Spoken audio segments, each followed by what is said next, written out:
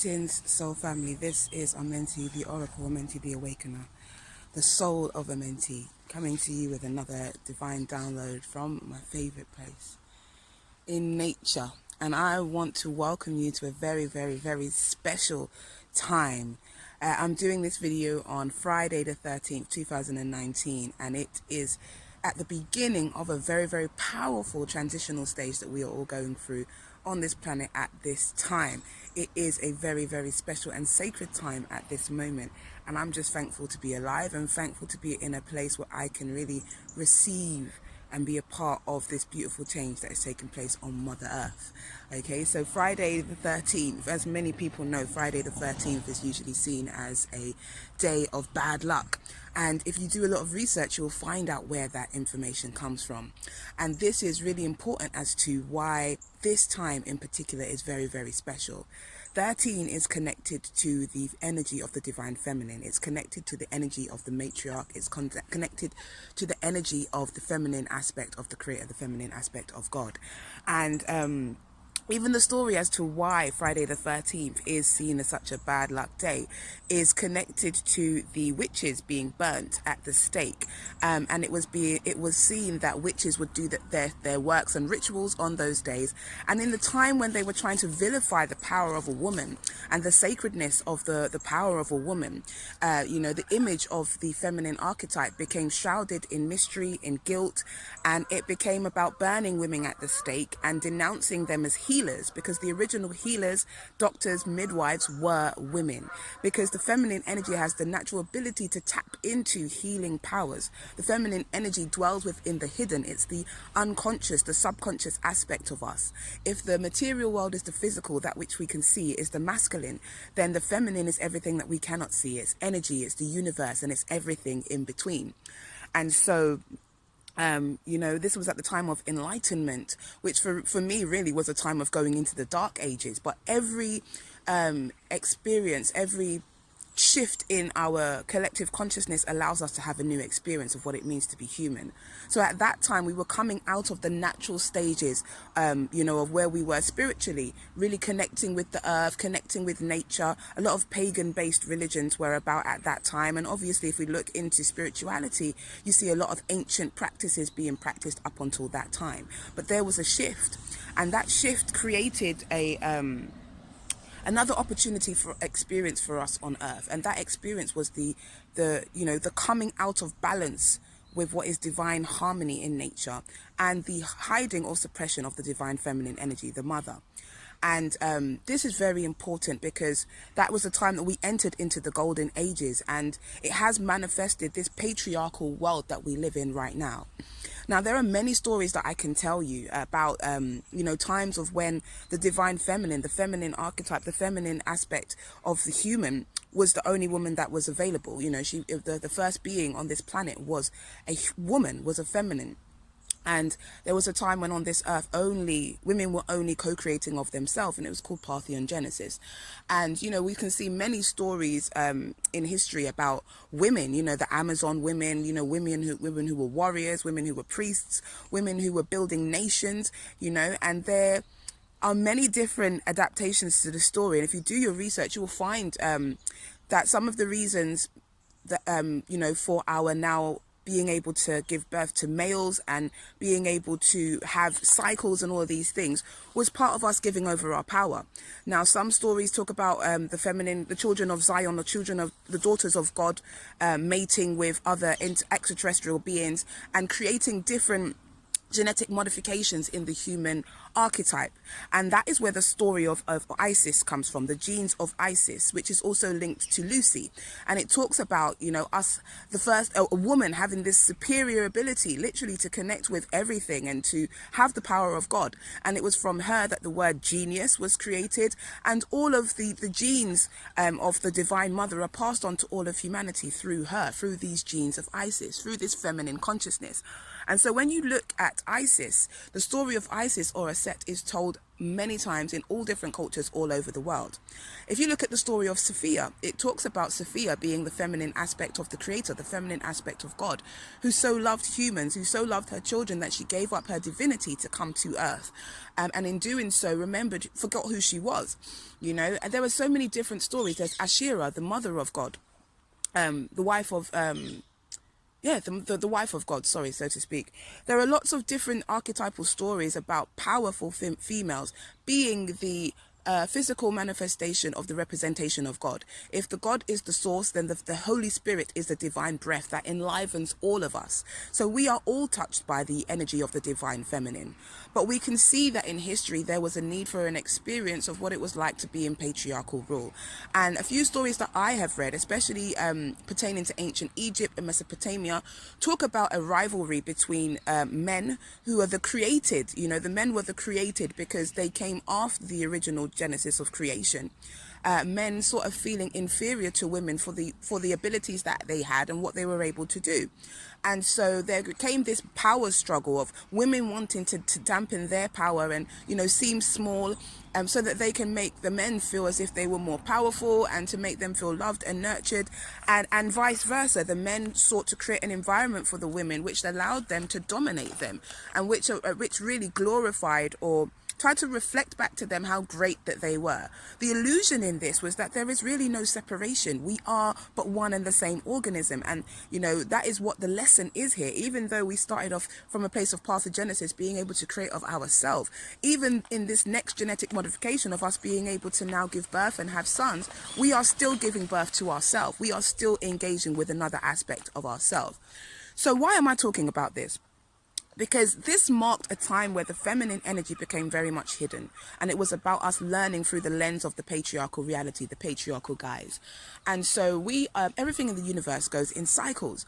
And when we were experiencing patriarchal rule, it was about learning how to live under those conditions. But we are now moving into a new age. And in order to birth a new age, you need that divine feminine energy. And so the divine feminine consciousness is being rebirthed. It's being reawakened in us. We are looking towards understanding ourselves more in terms of our feminine nature and what feminine power actually really means. Self-sovereignty comes from feminine nature. It's about knowing who you are and being able to come from that place, rather than masculine power, which would be about domination, suppression and control.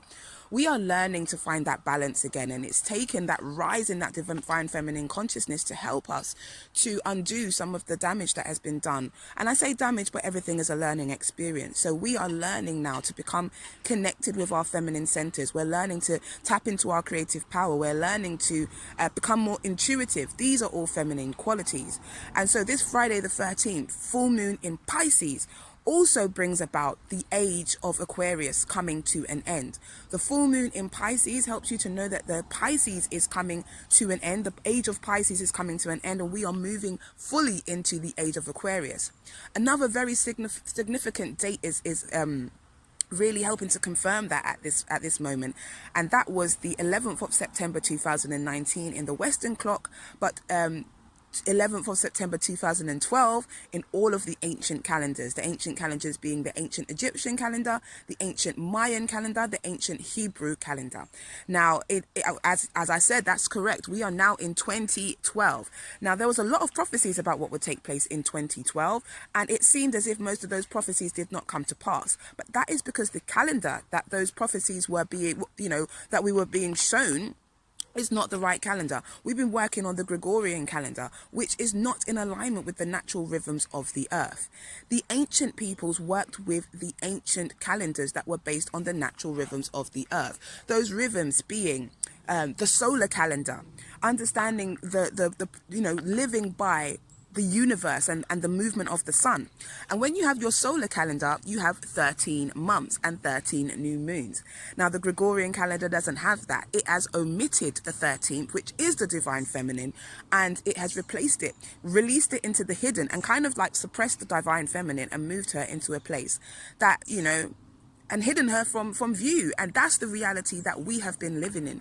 The divine feminine has been hidden from view. But today marks the beginning of her being birthed into consciousness. Today marks the beginning of us moving into the golden age. And today marks the beginning, the rebirth of divine feminine consciousness. We are the genes of Isis, and it's time for us to stand in our power. It's time for us to know who we are and give birth to our true divine self.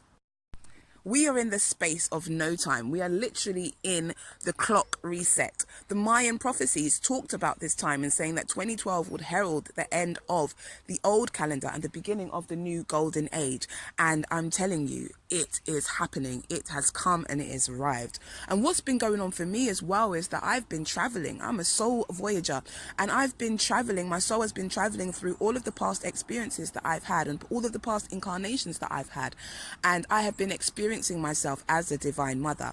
And when I went to Uganda in March, I went to initiate, went through a process of initiation to, well, the initiation was to embody and to be a physical representation of the divine mother consciousness on this planet, the divine mother goddess. But what I realized is I was already that, and everything in my life up until this moment and beyond has been preparing me.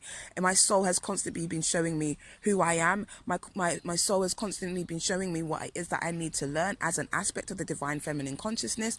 And all of my relationships, all of my encounters, all of my experiences have been steeped in those old soul memories of the divine feminine. You know, my first name was Patrice Anita, which meant virtuous maiden, and my first years of life were about having unconditional love but being sexually abused for my power, for my sexual energy, for my spiritual energy. These are different aspects of the divine feminine that has been through her subjugation, and that is why so many of us go through certain archetypal experiences, so that we can rebirth her into our consciousness, so that we can be an active part of the healing that needs to take place at this time on our planet, to bring harmony, to bring oneness, to bring balance, to bring peace. It's like bringing together the yin and the yang, you know, and that's what we're doing. As above, so below, as within, so without. So this is a really, really, really powerful time that we're in. Literally, all karma is cleared. All karma is cleared. Only karma that is relevant is that which you attach yourself to, that which you still align with. I find that even when I speak about old situations that used to trigger me and put me in a space of emotional discomfort, it no longer does that to me. I might feel an old imprint, or even the other day when I spoke about something that was no longer connected to me, I literally vomited and felt sick. It was like my being will not allow anything that is not true, and it will not allow me to live in the past. Now we are creating and co-creating a new reality, you know, a new reality. And another thing that's been really on my mind is us returning to source, returning back to Nature, which I call it. Started a new organization called Back to Nature, and it's about promoting that natural living, getting back to nature and to be with Mother Earth, and building and investing in Mother Earth. You know, I'm being guided to go back to Africa. And as I was a child, 4 years old, I had a vision. And in this vision, I was teaching young children how to do energy balls in a big library on this huge mass of land with other community members, and we were growing food, and we were healing the world, and we were being creative, and we were living abundant and free. This is the seeds that are being planted right now, and we are being guided to make that Blackxodus, to make that exodus back to the source, back to Mother Africa. Because not just because of us being black people or of African descent, but because Mother is purging, Mother is healing, and Mother is... Another thing that I want to bring your attention to is just the relevance of time. Because as we know, time is really just a construct of the mind, and it's something that is utilized here. But notice how in the New Age communities, they're speaking of a great shift that is taking place at this time. Know that in astrology, they're showing that we're taking a great shift is taking place at this time. And also in the ancient calendars, those that are aligned with the natural flow of the universe, which is the real clock, which is the real time, is letting us know that this is a time of rebirth, reset, and transformation. So I encourage you all to really get to grips with this powerful energy that we have, and to learn how to utilize it, to harness it for the best, for your life moving forward. So how can you utilize and harness this energy of this powerful full moon, and not only the full moon, this divine feminine consciousness that is taking place and awakening on our planet? So I know when I first tapped into trying to understand what it is that I should do for today, I saw myself dancing underneath the sun, and underneath the moon. And it was really just about being in a space of sacred expression and allowing my soul to just shine and to just sing and to be free and unbridled. Don't forget, the divine feminine has been in suppression for so long. So she definitely wants to be able to just express herself and to just dance and be free. So I would encourage you at this time to go into a place in nature, get a few friends and some musical instruments, and really just connect with the earth, connect with the moon, and connect with that divine feminine power and spirit. One thing it is for us to understand is that the divine feminine energy is not pertaining only to females. It is in all of us. We all have the power to connect with our innate feminine energy. Things like creativity, things like tapping into our intuition, things like dancing and painting, those all allow us to tap into that feminine energy. So even my kings, please take this as an opportunity to embrace that feminine power, embrace that feminine energy, and do something creative today. Another thing that you can do is really about writing what it is that your new life is to be, and also who it is that you know that you are. Because in this reality, we put on masks based on what society accepts us to be, but your soul truly knows who you truly are. My soul has always known who it is that I am and how far back I go in this story of creation. And so I encourage you to do the same. Take off any restrictions that stop you from being able to journey through your conscious imagination, which is basically the currency of the soul. It's the software of the soul, is your imagination. That's how you engage with your imagination, and that's how you travel interdimensionally and multidimensionally. So engage with yourself and take that journey of self-discovery, and just go into a space of really visioning who it is that you are, writing down who it is that you truly are and affirming this. Feminine power is also about divine sovereignty. It's about knowing who you are. It's about living in harmony with all people and all things, knowing who you are and your sovereign rights, and living from a place of sovereignty, but also loving, supporting and respecting others, and respecting their sovereignty and their ability to make their own choices and be the author of our own lives. Sovereignty is about authority, and authority, divine authority, lies within you. You are the divine authority. You are the divine author of your life. So you can write a declaration of sovereignty. What does the sovereignty mean to you? What do you release now? What power do you step into? Another way of harnessing this energy would definitely be to connect with your ancestral mothers. Now, those are the maternal figures in your family lineages, or those maternal archetypes that you are connected with, or those feminine deities that you feel a connection with. It would be a great time to honor them by creating an altar for them, going out into nature and feeding them, speaking to them, connecting to them, being present with them, thanking them, because it's the ancestral mothers, whether they're on the earth or in the heavens, that are the ones that pray for us. They're the grandmothers that have prayed for our success, that have prayed for us to be safe and keep us in their prayers, even when we are not thinking about our prayers. When we're walking in danger, we don't know who's praying for us, who's guiding us, who's supporting us.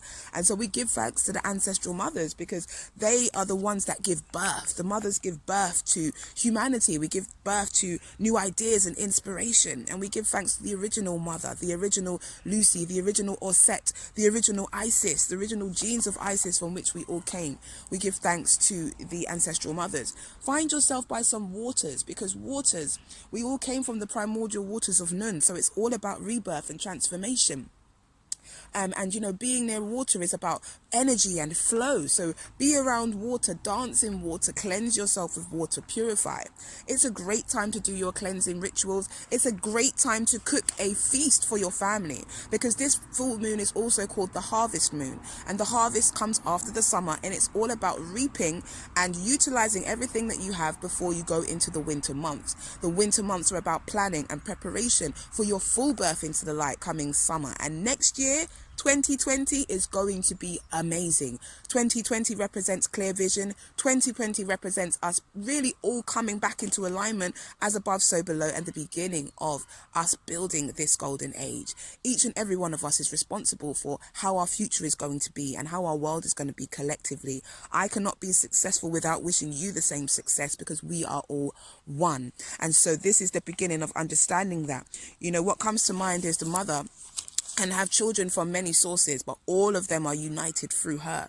That she is the common denominator, she is the common link. And so it is a divine mother who birthed all of us, that keeps us connected. And she was reminding us, her children on earth, never to forget her, never to forget her. and she's also learning and she's also growing.